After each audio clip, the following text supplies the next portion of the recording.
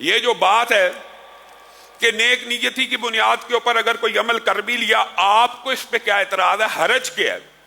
آئیے صحابہ کی زندگی سے بعض ان واقعات کو یاد کیجئے جس میں حرج کیا اور نیک نیتی کے یہ جو جھوٹے مغالطے اور فلسفے ان کا رد بھی موجود ہے۔ امی عائشہ کے ایک بھائی ہیں عبد الرحمن، ان کے گھر بچہ پیدا نہیں تھا ہوتا، تو ان کی ایک رشتہ دار نے نیت کی کہ اگر عبد الرحمن کے گھر میں بچہ پیدا ہوگا، نظر مان لی نیت کی کہ اگر عبد الرحمن کے گھر میں بچہ پیدا ہوگا تو عقیقے کے اوپر بکرے یا بکریاں ذبح کرنے کی بجائے اونٹ کو ذبح کروں گی۔ عقیقے کے اوپر بکریاں ذبح کرنے کی بجائے کیا کروں گی؟ اونٹ کو ذبح۔ اونٹ کی قربانی جائز ہے کہ نہیں؟ جائز ہے۔ حلال ہے کہ نہیں؟ ثواب زیادہ ہے کہ نہیں بکرے سے؟ امی عائشہ کے کان میں یہ الفاظ پڑے، آپ نے کہا ہمارے لیے رسول اللہ کی سنت کافی ہے، اگر بچہ ہوگا تو ہم 2 بکریاں یا بکروں کو ذبح کر دیں گے، اونٹ کو ذبح نہیں کریں گے۔ آپ مجھے بتلائیے اونٹ کو ذبح کرنے میں حرج کیا تھا؟ کیا حرج تھا؟ کیا نیت بد تھی؟ نیت تو نیک تھی، نیت تو بکرے سے بھی زیادہ ثواب کمانے کی تھی۔ اسی طرح مسجد النبوی کے اندر بعض لوگوں نے امامت کروائی، کس نماز کی؟ چاشت کی، اشراق کی نماز کی امامت کروانا شروع کی۔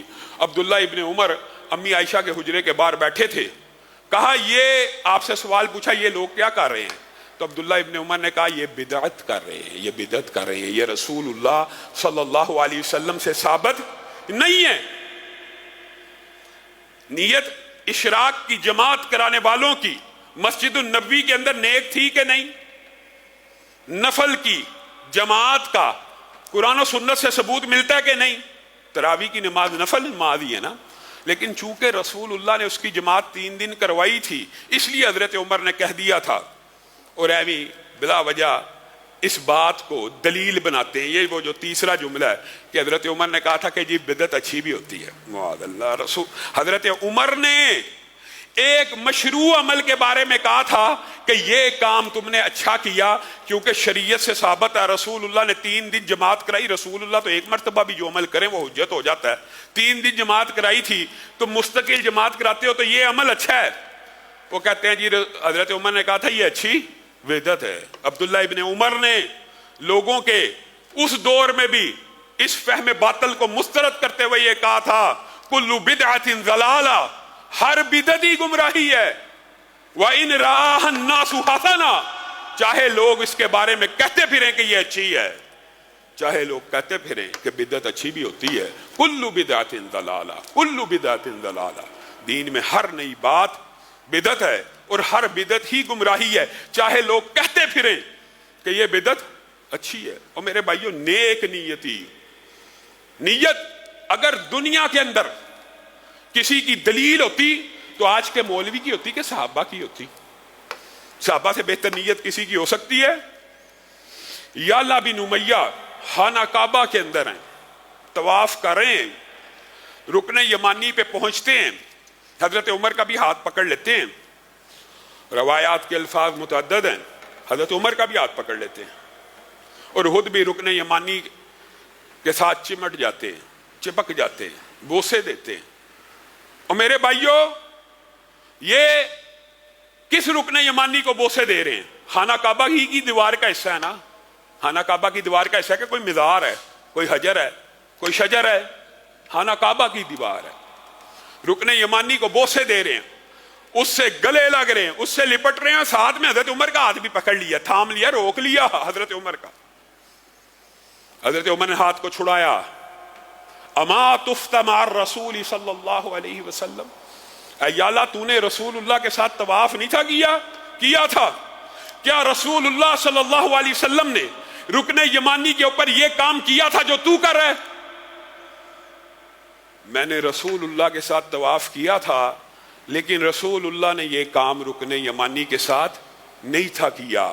ہاں دیگر روایات سے یہ بات ثابت ہے، رسول اللہ یہ کام کہاں کیا کرتے تھے؟ حجر اسود پہ کیا کرتے تھے، اس کو چومتے بھی تھے، اس کو بوسہ بھی دیتے تھے، استلام بھی کرتے تھے. یہ کام اور جو چمٹنا ہے اور جو لپٹنا ہے یہ رسول اللہ صلی اللہ علیہ وسلم ملتزم کے اوپر باب جو ہے خانہ کعبہ کا اس کے نیچے اپنی چھاتی کو بھی لگا لیا کرتے تھے. اب مجھے ایک بات بتلائیے, آپ نے رک جانا. یہ نیت کس کی ہے؟ صحابی رسول کی ہے, اور ساتھ میں عمر جیسا جلیل القدر صحابی ہے. خانہ کعبہ کہ جس کے دروازے کے نیچے جسم کو مس کرنا بھی حدیث سے ثابت ہے, ایک کونے کے اوپر حجر اسود ہے, اس کو بوسہ لینا بھی ثابت ہے, اس کو چھونا بھی ثابت ہے, ایک حصے کا لپٹنا, بوسہ دینا, سینہ لگانا ثابت ہے, تو دوسرے حصے پہ حرج کیا ہے؟ وہ بھی تو خانہ کعبہ ہی ہے.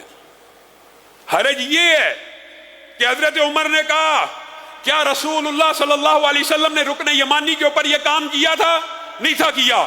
تو پھر یاد رکھ یعلا بن امیہ, یاد رکھ ہمارے لیے اور تمہارے لیے لقد کان لکم فی رسول اللہ اسوہ, تیرے اور میرے لیے رسول اللہ کی زندگی بہترین نمونہ ہے. اگر رسول اللہ نے یہ کام نہیں تھا کیا, تو نے اگر کیا آج کے بعد, تو میں عمر تجھے درے لگاؤں گا.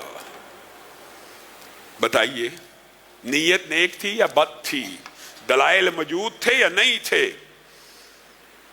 ہر چیز آج معاشرے میں جی حرج کیا ہے, اس حرج نہ ہونے کی وبال آپ نے دیکھ لیا ہے, آپ حیران رہ جائیں گے.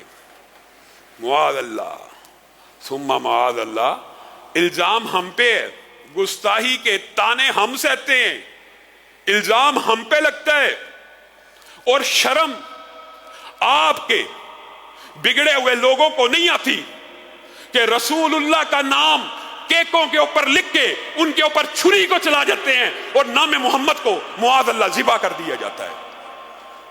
گستاخ پھر بھی ہم ہیں, گستاخ پھر بھی ہم ہیں.